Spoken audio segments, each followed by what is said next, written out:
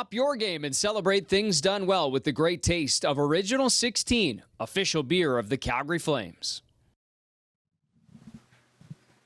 All right, welcome to the Flames postgame live, brought to you by Original 16. Brendan Parker along with Cory Sarich, and boy, what an emotional evening here inside the Scotiabank Saddledome tonight. We knew it would have that type of feel to it. Obviously, the pregame ceremony tonight against the Columbus Blue Jackets set to honor Johnny and Matthew Gaudreau, who we tragically lost this summer. The entire Gaudreau family in attendance. We'll talk a little bit more about the ceremony here tonight, and then obviously just sort of the theme of this evening, being able to pay tribute to them and have them here in Calgary for the first time. Boy, there was a lot of moments in this hockey game that stand out. Obviously, the Calgary Flames get the victory, which I know was first and foremost on their minds because they wanted to pay tribute the proper way and honor him in that regard. They do so with the 3-0 victory, but I know there's a lot of ways we can go with this. We just saw the 3 stars here post game, and Johnny Gaudreau is number 1 star with Johnny B. Good playing, and Guy Gaudreau there to take his place. Yeah, it was a pretty neat moment at the end of the game, and those other 2 stars that were out there with him, a couple of Johnny's good pals, in Mikael Backlund and Rasmus Andersson. So a pretty fitting moment. So I think Johnny, looking down from above, probably had a little bit of his presence felt here this evening. The one thing that stands out for me tonight is just family, right? The whole Gaudreau family's here, all in this building together. It had a community feel. I loved the ceremony at the start of the game with both the Columbus Blue Jackets and Calgary Flames in one large picture, and everyone just super invested. And you don't get that very often. Usually with ceremonies, it's very one-sided. This was full investment from both teams, and I think the Calgary Flames can be very proud of the effort that they put forth tonight. 2 teams that are forever connected and forever linked in this way, and obviously it was beautiful to see the 13s on the backs of everyone, and then obviously Guy and Jane and Meredith and everybody looking down throughout warm-ups. And then to see Rasmus Andersson score the goal. Maybe we'll show the highlights here of how it all goes down, and obviously the one goal that stands out the most, which is the game-winning goal and the first goal of the night, but Rasmus Andersson gets it. Yeah, it was fairly fitting, and probably one of the nicest goals he's scored too. If we take a look at this one, it's just an absolute bomb. And he said in his interview it was the most emotional goal he's ever scored. And I can definitely see why on an evening like tonight, and pretty nice that he gets to contribute out on the ice. Well, and just to see Mikael Backlund set him up, obviously Blake Coleman providing the scream in front, all 3 former teammates of Johnny Gaudreau, they all play an impact. Just asked Mikael Backlund after that goal was scored too what he said to him, and he said really it was just more about giving him a hug, and I thought they actually returned the favor a little bit later, but you could see, that was a touching moment between the 2 close friends of Johnny. Then it would continue on as the Calgary Flames would find their insurance marker in the 3rd period. That was 1-0 after 2. And then here's the goal that would seal it for them. Kevin Ball gets his first as a member of the Calgary Flames with a nice screen in front there. Yeah, and we're asking, why is Kevin Ball on the back end on the power play? But maybe this has become a more permanent fixture. But no, it's late in the game. You want to roll with your D pairings. You don't need any extra forwards out there at this point in the game. You want to make sure you lock 2D. It down, so you got 2D out there. Yep. No knock on the forwards, but just a little jab. Just a little assurance, and it pays off offensively. Who would have thunk it, as Ball gets his first, and then Yegor Sharangovich finds the empty net. Mikael Backlund finishes with a pair of assists in this game. Rasmus Andersson gets the big goal. Blake Coleman also picks up a helper on that empty net marker. So 3-0 the final. The Flames, once again, stingy defensively. That's been their recipe for success here on home ice. That's now 6 consecutive home ice wins. We know the struggles on the road. If only the home schedule would just sort of stack up the games, because right now they're red hot on home ice. Yeah, they've found a way to play some really stifling defense. They held the Columbus Blue Jackets, what's our number, for over 23 minutes without a shot tonight. Yeah, 23-41, I think was the number. From the end of the first period into almost the end of the second, or the end of the first period, towards the end of the second period, when Columbus finally registered a few shots. And I think they were actually power play shots. Yes, you're correct. So they did a great job of it. Blake Coleman might have to keep apologizing to the fans. I know he did it once already.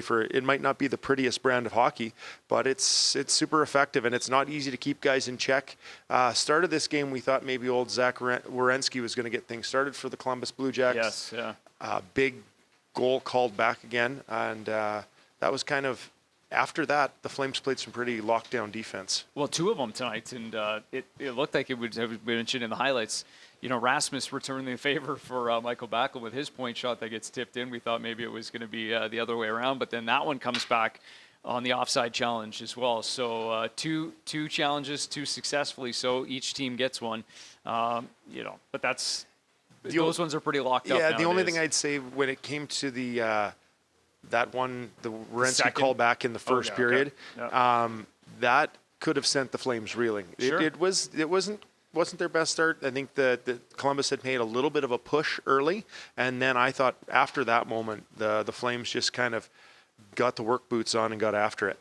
7 shots in the end in the third period. We talked about that long stretch. They didn't have anything through the second period. They ended up finishing the third period with 7 shots. Flames only had 5, but it was more about what they gave up, and there wasn't a lot of it. We'll see. Dan Vladar here plays a big role in this game as well. In the third, it seemed like kind of more in terms of what he saw and the saves he was able to make to keep it 1-0 at the time, and obviously timing more than anything. Yeah, and he had a really solid third period. The puck was not cooperating for him tonight early in the game.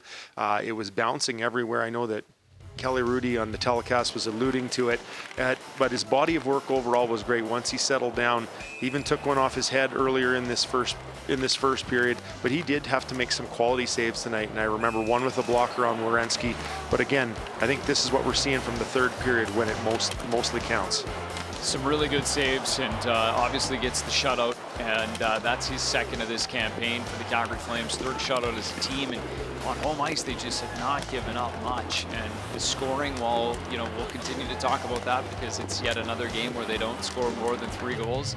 They're scoring the big goals at the right time, and the power play continues to click, and that's the one thing that they couldn't quite get going early on this year, and now it's provided them some pretty big goals here over the stretch of 2 weeks or so. Yeah, one piece at a time. You can't have it all going at the same time. So no, but it is great to see good puck movement tonight. Pretty good entries for the most part, and it's always nice when you cash in, even the one again at the end by ball. Just those insurance goals, little bit of breathing room. It's nice to happen for the Calgary Flames. Yeah. We'll hear more. We'll talk a little bit more about the rest of this game, and obviously Nazem Kadri. I think he gets the 1 assist, but kind of all over their line, all over it here tonight as well. More on Kadri, Pospisil, and Huberdeau in just a second. But first, let's get some reaction following tonight's game. Let's catch up with one of the stars of the night, the third star, Mikael Backlund, a pair of assists, and your captain. Can I just ask you about when you heard the crowd at the end there chanting Johnny Hockey, and you guys digging in, you dug in to get to that point.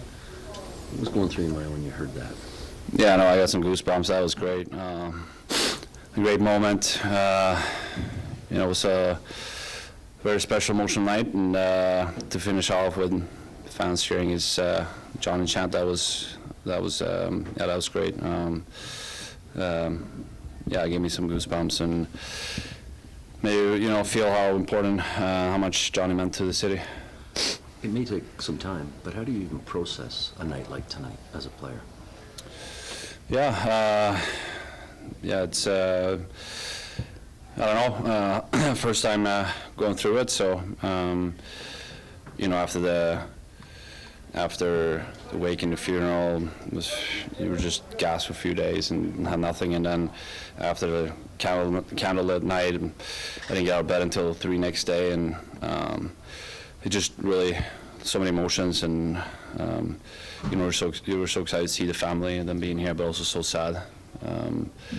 Such a tragedy. So so many different mixed emotions, and something first I'm dealing with, but we'll get through it, and we'll it's nice, not nice, but it's it's always good to have some teammates that was close to Johnny too, and you can share stories and connect with each other.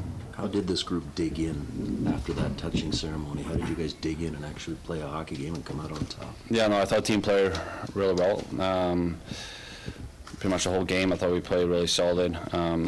It was a big must-win pretty much for us after a tough road trip. Coming home, been playing really well at home, and we got back to the way we know we can play, and we got to keep that going now. What did it mean that it was Sean Monahan out there at center ice with you for the ceremony? Yeah, no, that meant a lot. Been thinking lots about him. It's for him to move to Columbus, to be reunited with Johnny, and get to, they were so excited to get to play with each other. When I saw them at the wedding, Manji's wedding this summer, you can tell how excited they were going to play together again. And for Monahan to have to go through that every day, it's just heartbreaking, and been thinking a lot about him. And it was great to share that moment with him and to show the support and love for the family. Can I assume that when you said something to Rasmus after his goal that it had to do with Johnny? Yeah, I actually didn't say much. I didn't know really what to say. I was just so excited for him and for us to connect together on that first goal, and a special night like tonight. And it was just a moment we'll always remember. Thanks, Rasmus. Okay, thanks, guys. All right, there's some thoughts from Mikael Backlund here following the 3-0 win, and pleased to welcome in Blake Coleman here tonight as well. And Michael was just kind of describing the night, and I wonder, just from your perspective, Blake, obviously the emotion is so high to begin this game and the pregame ceremony, and just sort of what you take away from an evening like this. Yeah, it was. I thought it was a really touching tribute, and I know I was pretty emotional during the whole thing, and sometimes it's kind of difficult to switch gears from person to player after going through that type of emotional roller coaster, watching the video and everything. But it was really great to see his family and just people that we've missed having around, and some warm faces. So I thought it was really special, and I thought he got the applause and the love that he deserved, and I think he was watching down and helped us get a win for him. You just almost answered the question for me, Blake, but I was going to ask, you've been through many ceremonies, probably none quite like this, and usually as a player you're able to go out there and then just block things out, change the mechanism, and off you go. Was this one a little bit more difficult tonight? I know that Rasmus Andersson, we did an interview with him tonight, and he said he didn't think he could really turn it off tonight, but how did you feel, and did you settle into this game eventually? Yeah, hit me. We tried to see the video beforehand just to kind of prepare ourselves a little bit, and it doesn't really matter. It comes back and hit me harder than I expected, and definitely the first few shifts you're still kind of transitioning into a hockey player, and but I think fortunately there's a lot of people on both sides that care about him, and I think it was kind of on both sides of the ice, and eventually we all settled in and got to the game, but. It's just another reminder that there's a lot more to life than hockey, and family's definitely at the forefront. Well, and that did seem like the theme. I know you pointed that out earlier, Sarich, just that family on a night like this, whether it's Calgary, Columbus, or the Gaudreaus up in the suite, and just that goal in that moment, how powerful that was to see you in front of the net, and then Michael setting up Rasmus Andersson. Maybe just describe sort of what you felt in that moment. Yeah, again, it was just one of those things that felt, I don't know, kind of like divine intervention. Just felt Seriously, like he was had a hand in it too. It's like he was right there with us, and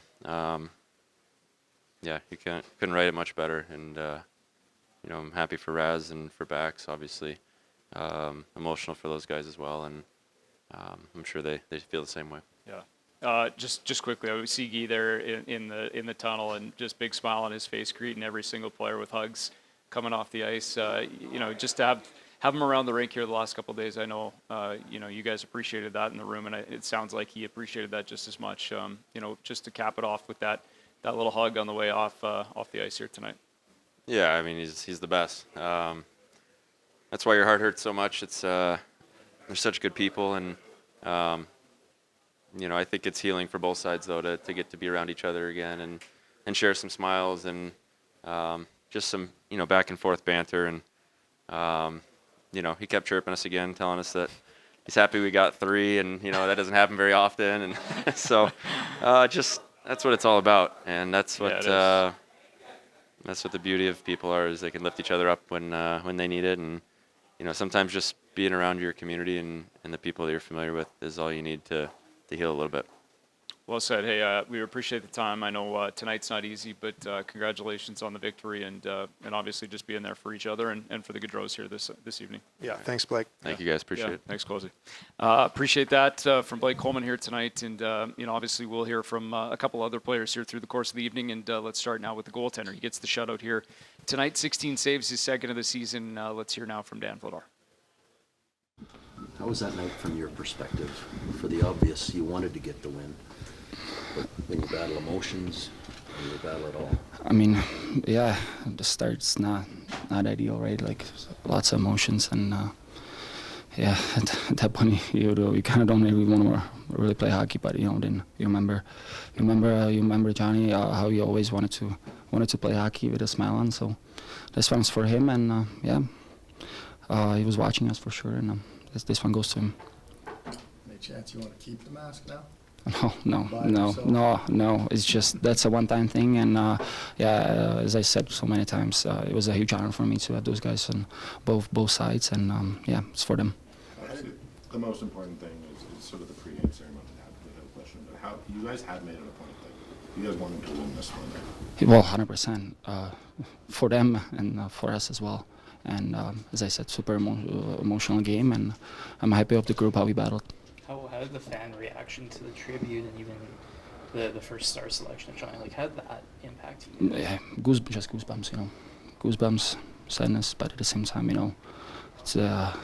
he's gonna be remembered as an unbelievable person, and he's still here with us. So. How did you feel in there? It seemed like the guys did a good job sort of limiting what you saw. I think you went like 20 minutes without seeing a shot on.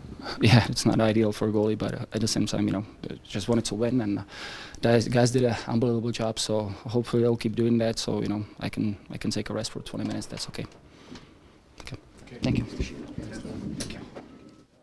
Well, we talked a little bit about the night at Dan Vladar, and not the busiest for sure, but he made the saves that mattered and got a little help from the video coach as well, and Jamie Pringle, Chips as we like to call him, and Andrew Doughty, and they get that one called back early, and they never really look back after that. They seem to be sailing pretty, especially in that second period, sailing along pretty nicely and helping their tendy out as much as possible there. Yeah, and we'll send out just a small apology to Dan Vladar tonight. Usually goalies with shutouts get stars, but I'm pretty sure he's not.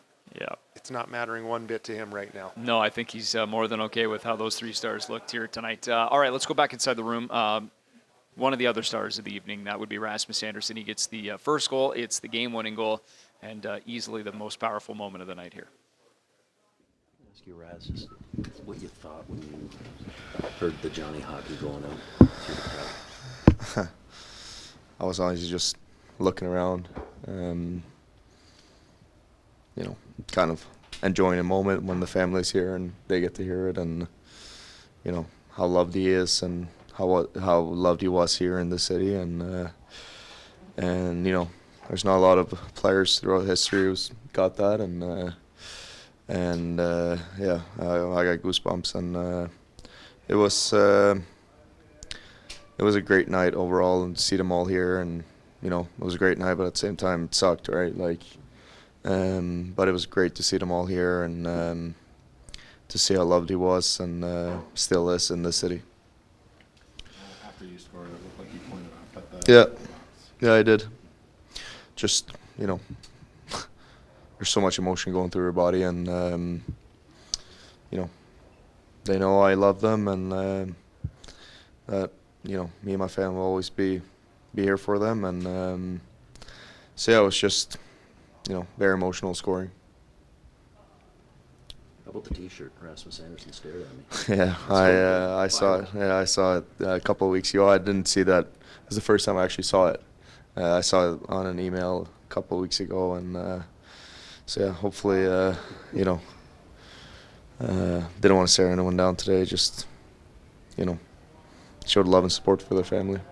It may take some time to process this. It's gonna take. Yeah, it's gonna take some time, and but as we talked about, I'm really happy we did it, and that we managed to get a point, and even after the game, when Guy steps on the ice, and it's stuff like that I'll remember for the rest of my life. Okay, thanks, Rasmus. Yep. So I go to coach. Cheers to another season of great times and great taste. Celebrate things done well. Original 16, official beer sponsor of the Calgary Flames.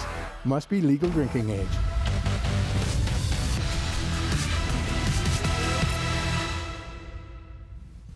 All right, Flames Postgame Live continues here and is brought to you by Original 16. Brendan Parker alongside Cory Sarich. We've broken down a number of the elements here tonight and heard from some of the players, obviously, and Rasmus Andersson just kind of talking about the night. And, boy, he's been so good for this team this season. Defensemen should get some credit here on a night where you don't give up any goals. And obviously right at the forefront he gets the goal, but just those two guys, Rasmus Andersson, Mackenzie Weegar, guys that are starting to get some attention for their national teams. I know there's a big day coming up tomorrow. We find out those Four Nations rosters, but what have those guys meant specifically to this group? Well, I think Rasmus obviously this year has been showing a little bit more on the scoreboard offensively, where Mackenzie had his turn last year, but that's not to say that he's not getting his points as well. He sneaks an assist out of this game as well, but it's the little things that they're both doing defensively, and I know I might get maybe going to focus a little bit on Mackenzie Weegar here, but he had some incredible blocks tonight. He used his muscle, he defended well. He just uses body position. It's a small play, but it's puck control, advances it to his partner, and you're exiting your zone. A couple other things I liked tonight were his blocks. And just, again, he looked so composed tonight. This play right here just kind of made me laugh a little bit. He's like, you're not going around me. Like, I'm in the zone right now. You can try, but he's, you know what? And that's, when you're feeling it defensively, breakouts. It's almost like guys that are scoring. Your reads are better. The way you defend and play guys, and when you concentrate on guys in the corner, you do go through spells where it's super easy. There are also spells where you're getting burnt left, right, and center, and we're not even going to go there. Yeah. But again, these guys have been just two stalwarts on the back end. They've contributed at both ends of the rink right now, and they've been fun to watch with how consistent they've been, and that's a huge thing for your team, and it's very settling for a team. Super consistent and super fun to watch. Rasmus Andersson, Mackenzie Weegar. All right, let's hear now from the head coach. So let's listen in on Ryan Huska following tonight's 3-0 win. Coach, how would you describe the way you're feeling about your team's effort after the league circumstances likely in the life? Yeah, I'm proud of them. That's a hard one, you know, and what I love about it, I mean, Mikael Backlund was a big factor in the game. Andy was a big factor in the game. Coles was a big factor in the game. Vladar was a big factor in the game, and so was Lombo. Guys that played with him here. I love it. I'm super proud of them. I think this team played 15 games, 30 in November, yeah. Hard road trip yeah. to end November, and a very emotional start. Like, there was all kinds of reasons that this tonight didn't go the way it did. What did you see in your players that made you think that they weren't going to let this one get away? Even before the game, we talked a little bit yesterday about the ceremony and tried to do our best to make sure they were as prepared as they can be for what they were going to see, because it's hard. It was a very well done tribute, but I found it hard, and I've watched it like 5 times now. And even after that, before the game, the meetings that we do have tonight, they just had a sense of readiness, I think. So whether it was the older players and Michael and Blake and our leaders that we talk about a lot, I think they did an excellent job of finding a way to make sure everybody was ready to play in a situation where it could have been okay for them not to have a great night. People would have understood that, but that's maybe one of the bigger reasons why I'm proud of them tonight. Yeah. I think Columbus was only credited with 16 shots. I can't remember the last time this group gave up so little in a game. What was working for you guys defensively tonight? The game in Columbus, we gave them way too much room in the neutral zone. They have a lot of speed, and tonight we did a much better job of trying to slow them down and keep people above them. So the odd man rushes that we gave up in Columbus, the chances off turnovers that we gave up in Columbus, they weren't there tonight. So that's, I think, one of the big reasons we were able to limit their play off the rush. This team is one of the better home records in the league. How important was it to reestablish that tonight? Very. We needed it after the road trip that we had, but you alluded to it. I mean, that was a tough month, our toughest month of the year, and we came out of it above 500 and a lot of difficult situations. Now, we would have liked to brought home a few more wins from that last road trip. But finding a way to get right back at it in a great environment, even with what was going on tonight. I thought our building was very good tonight too. It's just something we have to keep building on here at home. What did you think of Jacob and Walker? I thought both played well tonight. Both showed flashes of their speed that we need to see, and I think there's responsible players on both their parts. Okay, thank you guys. Quick thought there from the head coach on Jacob Pelche, Walker Duer, both recalled from the American Hockey League yesterday. They get their season debut for the Flames, and you heard him just say that made an impact on the game. That's a good first step for both of those guys, near a point per game in the AHL. Obviously, this is where they want to be, and if you want to stay in the lineup, you got to make a good impression early. They certainly did that tonight. But on this night, well, boy, it's a night that I think everyone that was here in this building will remember forever. What's your takeaways as we kind of leave here this evening about obviously the tribute, the emotions, and just what it felt like here tonight? Probably one of my biggest takeaways too is you forget how large of an impact one individual can have on a community. How a family like the Gaudreaus are revered around here, and you know what, he did wonders for this hockey community, and he'll forever leave his imprint in Calgary. And it was really nice that the family could come.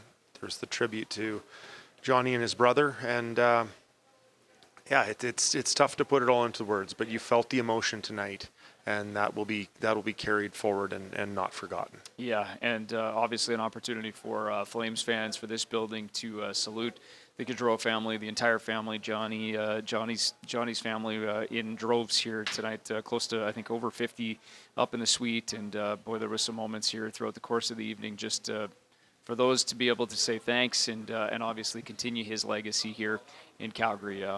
Boy, it was an emotional night for sure as we say goodbye to this evening here in Calgary. It's the Flames that do find a way to honor Johnny on this night with a 3-0 shutout victory. And you heard Blake Coleman maybe put it best, that he was with us on the goal. He was with us through the night, and he was certainly felt his presence inside the Scotiabank Saddledome on this evening when we paid tribute to number 13 with the Gaudreau family in tow.